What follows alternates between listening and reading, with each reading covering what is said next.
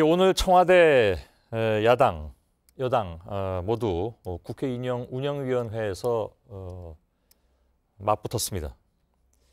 7시 반경에 잠깐 정회를 했다가 이건 뭐 저녁을 먹기 위해서겠죠.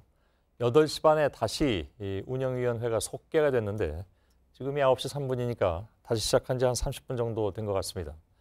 국회 서복현 기자가 지금 계속 대기하고 있는데 연결해 보도록 하겠습니다. 자, 저녁 식사 때문에 잠시 정회됐다고 들었습니다. 다시 시작된 건 맞죠?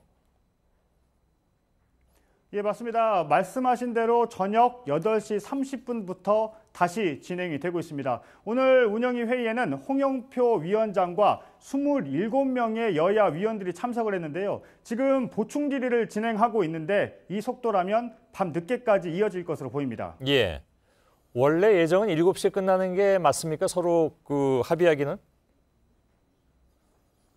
네, 오전까지만 해도 오늘 7시쯤이면 모두 마무리가 될 것이다 이런 얘기가 나왔었는데요. 하지만 이 질의가 길어졌고 또 보충 질의가 채 마무리되지 않으면서 시간을 연장한 것으로 보입니다. 뭐 당연히 7시는 넘을 것이라고 예상은 했습니다만은.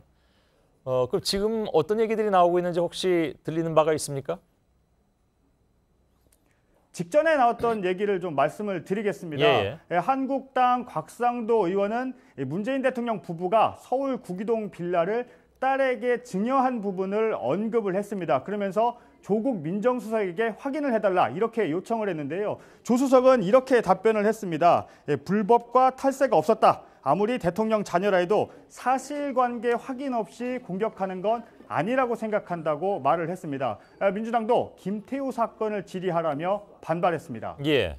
일단 뭐 누가 들어도 그 건은 오늘 운영위원회가 열린 목적하고는 좀 상관이 없어 보이는데 되게 오후 들어서 한국당의 공격 초점이 좀 바뀐 것 같은 느낌이 들긴 듭니다. 네, 그렇습니다. 방금 저녁에 나왔던 얘기인데요. 이를 놓고 민주당에서는 이 주요 안건과 관계가 없다면서 강하게 반발을 하고 있습니다. 예. 그러면 오전에 이어서 오후까지 이어졌던 그야말로 이제 운영위원회가 열렸던 그 목적 그대로의 질문 및 답변에서는 한국당이 뭐 더 들을 게 없었습니까? 아니면 더 공격할 것이 없었습니까? 왜 이게 초점이 이렇게 바뀌어간 걸까요? 사실 오전에 나왔던 내용들이요. 주로 청와대가 민간인 사찰과 블랙리스트를 작성을 했느냐 이 부분이었는데요. 조국 수석도 강하게 반발을 했고 민주당도 우병우 전 수석의 판결문까지 들면서 강하게 반발을 했습니다. 이렇게 사실상 공방이 계속 똑같은 공방이 이어지다 보니까 한국당에서 새로운 주제를 꺼낸 것으로 보이는데 이를 놓고 민주당이 반발하고 있는 겁니다. 예.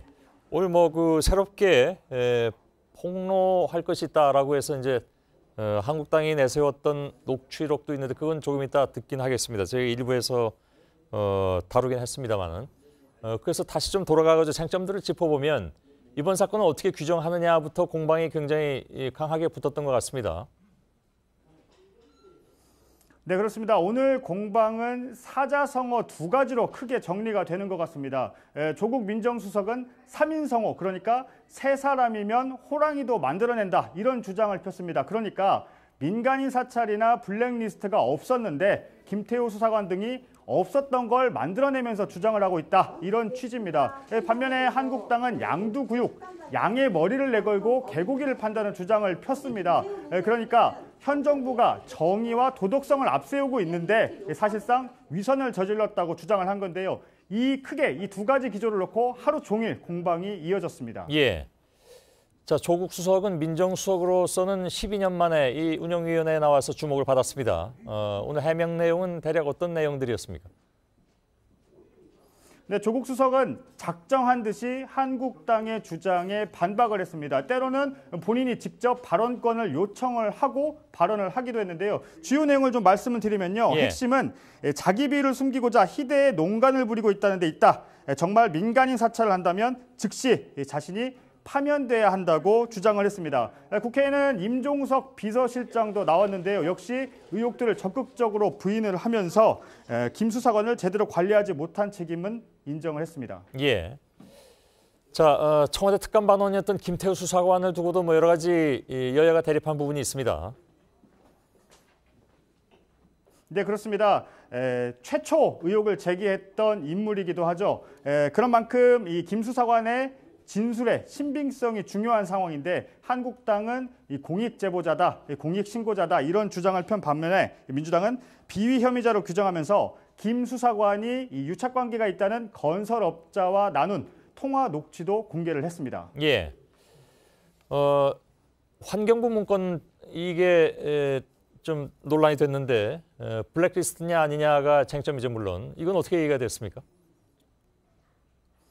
네, 역시 한국당은 기존 주장대로 환경부 인사들의 사퇴 동향이 담긴 문건은 블랙리스트가 맞다고 주장을 했습니다. 이 반면 민주당은 우병우 전 수석의 판결문까지 거론을 하면서 이 문건에 개인적인 약점이 없기 때문에 블랙리스트가 아니다 이런 얘기를 우 전 수석의 판결문을 토대로 주장을 했습니다. 물론 조국 수석 같은 경우에는 이 문건 작성을 지시한 적도 없다고 해명을 했습니다. 예. 자, 오늘 오후에 관심을 끈 것은 새롭게 내놓은 제보 내용. 여기 이제 녹취록까지 공개를 했는데 여기에 대해서 오늘 좀 화제가 많이 된 것 같습니다. 좀 전해 주시죠.